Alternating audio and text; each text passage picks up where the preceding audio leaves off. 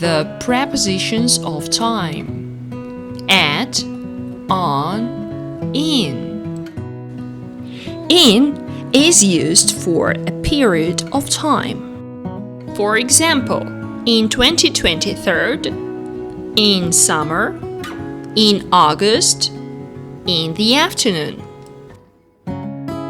On is used for dates and days. On Monday, on the 3rd of December, on my birthday. At is used for a point of time or for the exact time of day. At the start, at the end, at 12:30, at midnight. Choose the correct preposition in each sentence and write your answer in comments below.